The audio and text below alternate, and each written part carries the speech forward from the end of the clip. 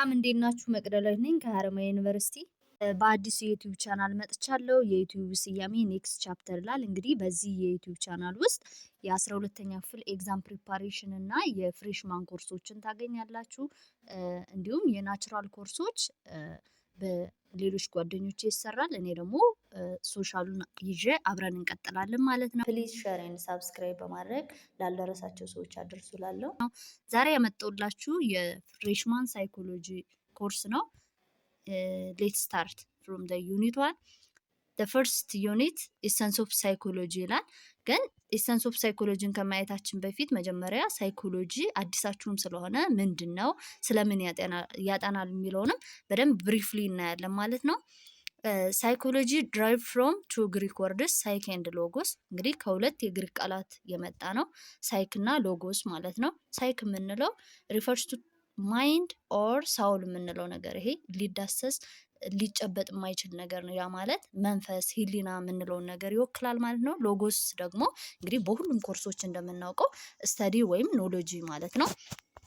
እንግዲህ ዲፋይን ስናደርገው ሳይኮሎጂ ኢዝ ዘ ሳይንቲፊክ ስተዲ ኦፍ ሂውማን ቢሄቪየር እንደ ደ አንደርላይንግ ሜንታል ማለት፣ ያ ማለት የሰው ልጅ ሳይንሳዊ በሆነ መንገድ ባህሪውን የሚያጠና ወይም ደግሞ ውስጣዊም ሊሆን ይችላል ውጫዊም ሊሆን ይችላል። ሜንታል ስንል ይሄ ሂድን የሆኑ ባህሪ ነው። ይሄ ውጫዊ የሆነ የምንለው ደግሞ ሂውማን ቢሄቪየር ሊታይ የሚችሉ ነገሮችን የሚያጠና የኮርስ አይነት ነው ማለት ነው። ከዚህ ዲፊኒሽን ላይ 3 ነገሮችን እናወጣለን፣ ሳይንስ፣ ቢሄቪየር ኤንድ ሜንታል ፕሮሰስ።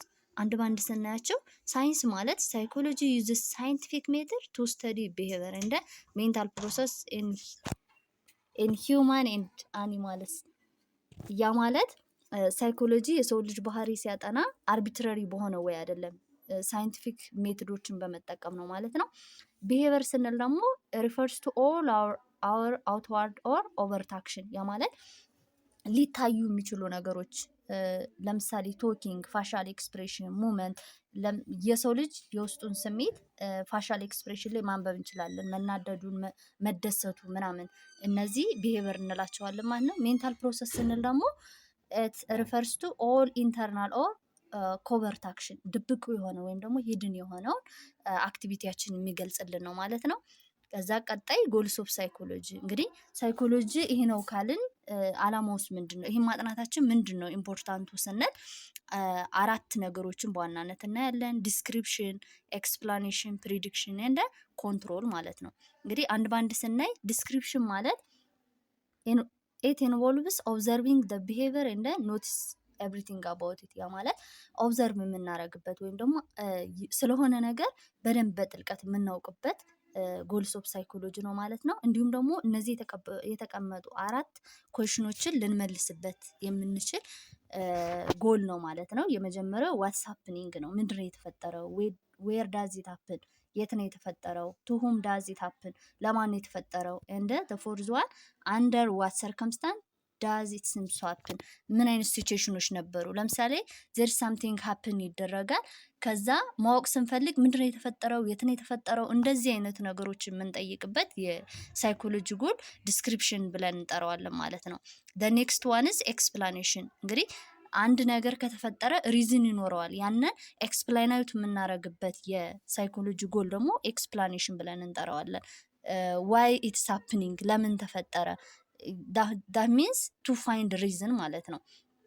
and the third one is prediction. Prediction is about determining what will happen in the future. እንግዲህ አንድ ነገር ሀፕን አረገ ካልን for the futureስ ምን ሊሆን ይችላል ብለን ፕሪዲክት የምናረግበት ነው ማለት ነው።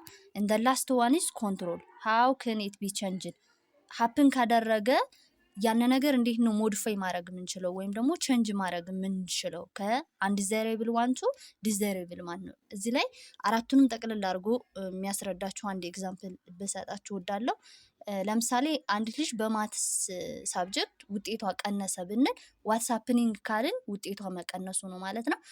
ዋይ ብለን ከጠየቅን ደግሞ ለምሳሌ ሺ ሄትስ ሄር ቲቸር ምናምን፣ ቲቸሩን ስለምትጠላው ወይም ደግሞ ሺ ሚስ ክላስ ብዙ ጊዜ ስለምትቀጣ ምናምን ብለን ሪዝን አውት ካደረግን ኤክስፕላኔሽን ነው ማለት ነው። ደን ዋት ዊል ሃፕን ነው፣ ምን ልትሆን ትችላለች ስንል ለምሳሌ በማትስ ሳብጀክት አድ ልታረግ ትችላለች ምናምን ብለን ፕሪዲክት የምናደርገው ነው ማለት ነው።